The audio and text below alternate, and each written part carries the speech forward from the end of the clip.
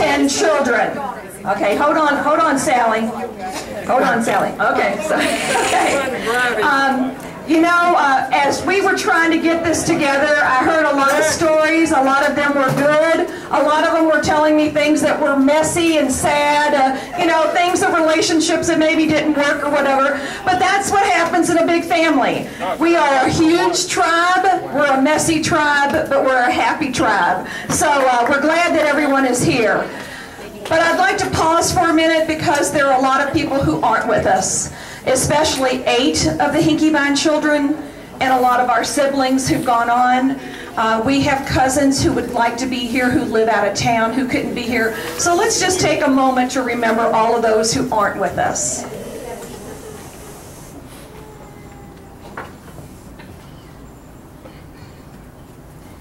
Now, as we think about that cycle of life while we were quiet, did you all hear the baby cry? I'd like to introduce to you the youngest member of our tribe who's in attendance, not the youngest member, because I think Julie's grandkids, grand twins, are the youngest members of the tribe. But Will, where are you? And Oliver.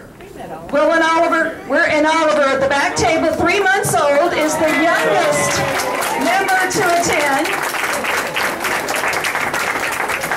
And he is a fenster. Okay. I won't say the oldest member. I'm going to say the oldest cousin, who is the senior with seniority, is Will Robinson. Ward Robinson, where you stand, Ward. No, okay. Okay, I have a few announcements. When we had our reunion in 2012, everyone got a family tree. So the last tree we put out was 2012. We had a goal to put one out in 2018, but we didn't get all the updates. So there is an update form at the front table, and I've got this binder, and I'll take all your family updates and I'll scribble them in the binder right now so that we have it for our 2019 reunion. You know, the other thing about filling this out is just so that we can connect with each other.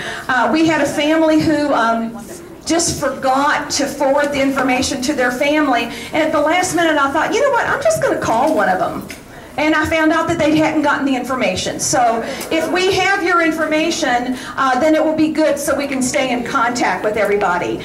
You know, we have births, we have deaths, we have marriages, we have divorce, we have changes of names. So all of that information is so important to keep up in our family history. So if you fill out a sheet, they're at the front table and that's your table.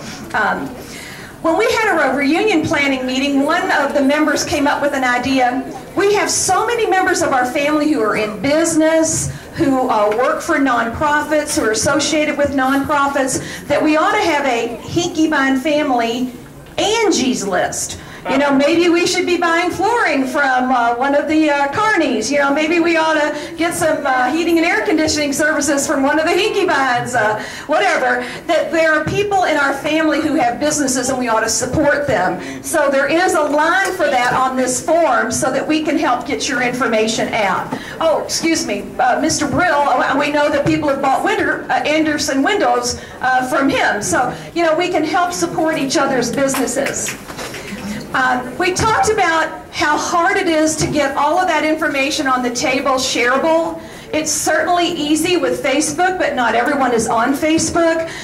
Maybe someday we'll have a Hinkebein family website and it might be easier to post there, so stay tuned. You know, we need the money to host it on a server. Other than that, we could probably get it done.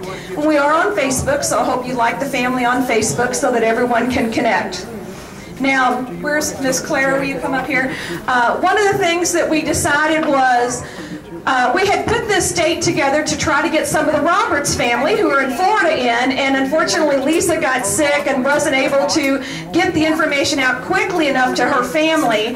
And we thought, well, why don't we just not have a reunion this year? And we said, why postpone joy? So we went on and had a mini, we called this one a mini reunion this year, but we're going to have one Labor Day weekend 2019. And we're trying to get that out to everyone right now so that they can make travel plans to come in. And we're thinking about Saturday organizing some activities that are really child-friendly. I don't know if you noticed, but we had the child's table in the back to keep all of our next generations happy at these events, because you know they don't like coming to these things, you know, so we wanted to make it happy. And but we thought maybe it could be a day at the zoo with the kids, or to a museum, or maybe a swim pool. The adults could have a golf tournament, or maybe go on a bourbon tour, who knows. It is World Fest weekend. We could all go to World Fest and have a really good international time if we wanted. On Sunday, we'll have our formal Hinkebein, because you know what? Clara Hinkebein was in charge of the food, and I'm not sure if you all thought, was it good enough for you all? Yeah. She knows how to put on a party, that's for one thing. So we'll have a dinner, and then we'll have a program, and we'll have Uncle Jack tell us Hinkebein stories.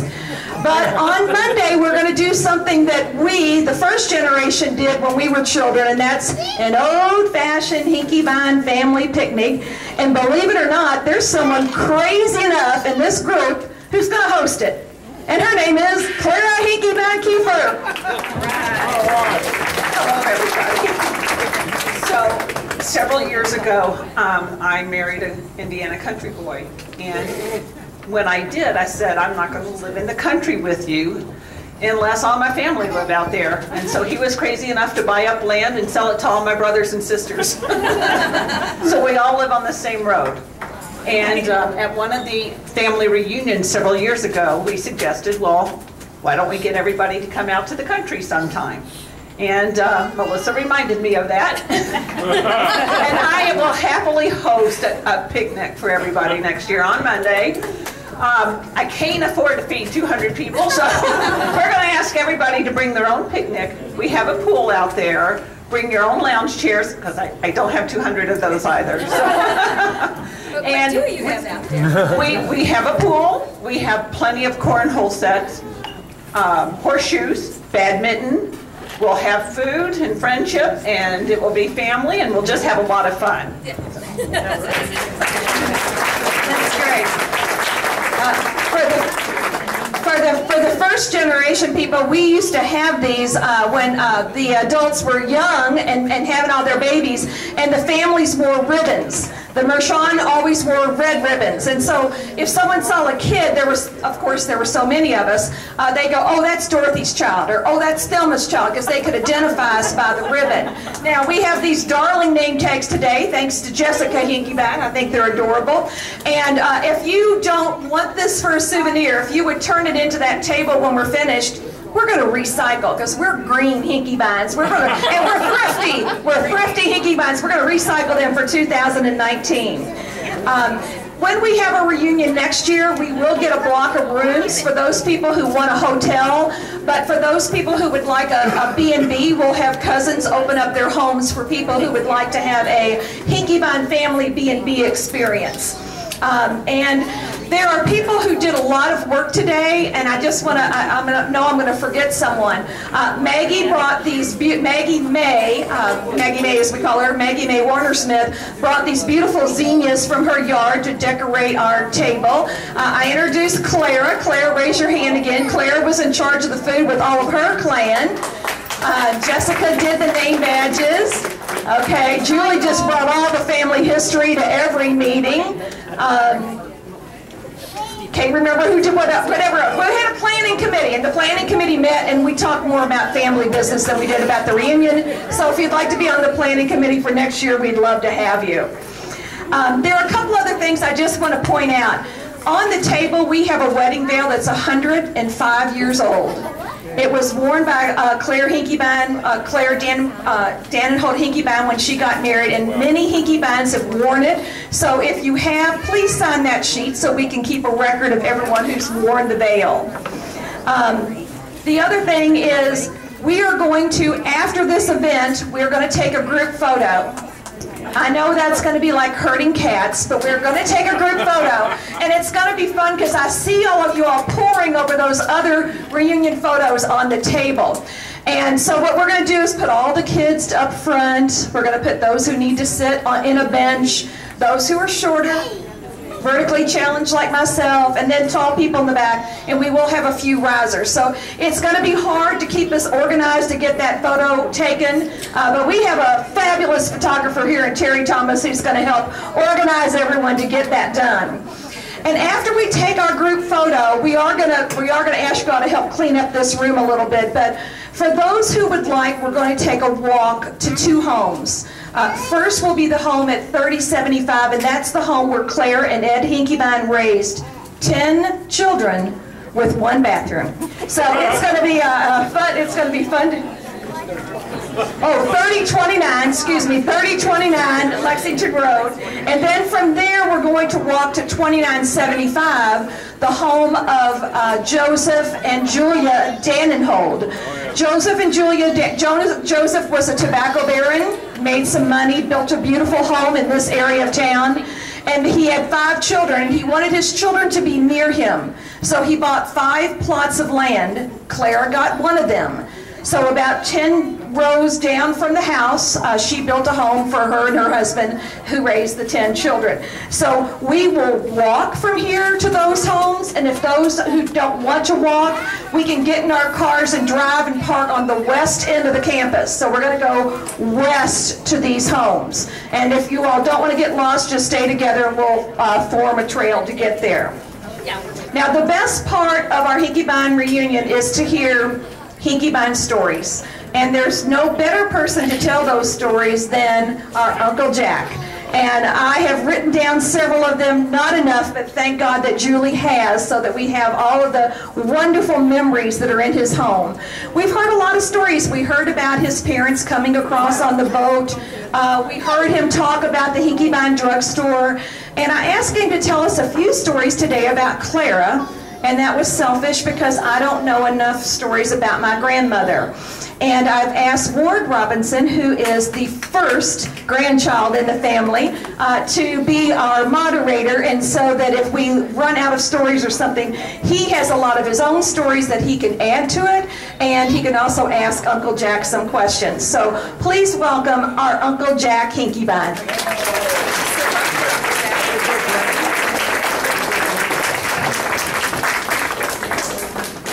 I don't know, can anybody hear me? Because I don't know how to use these things. Well, can you imagine growing up in a family of 11 children? I had 8 sisters and 2 brothers. My brother Joe, he died as an infant. I don't think he lived 3 or 4 months. But right down here on Lexington Road, I don't know how it came about, but my mother and dad got married in 1913. And my grandfather lived down here at Lexington Road and still. It's a great big old house. I think somebody said we might go there today. Yes. Well, I have to assume that I had a grandfather that had some money.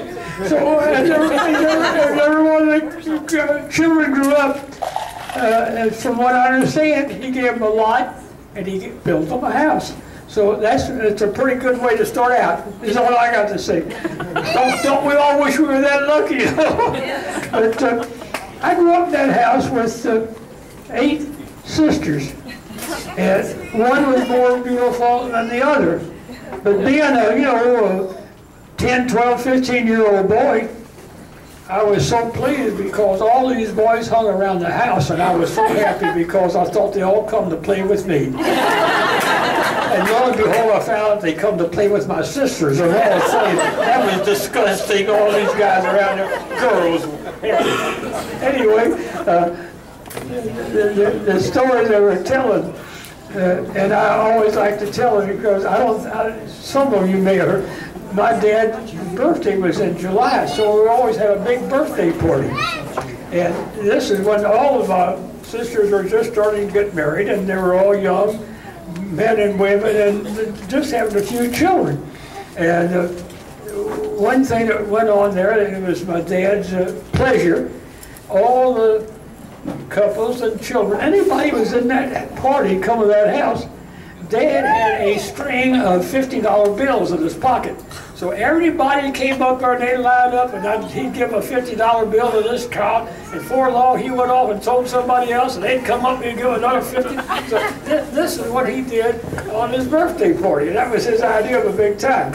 So I always enjoy telling these stories like this. Now, as you all may know, my father had a drugstore in Frankfurt and Bailey Avenue, and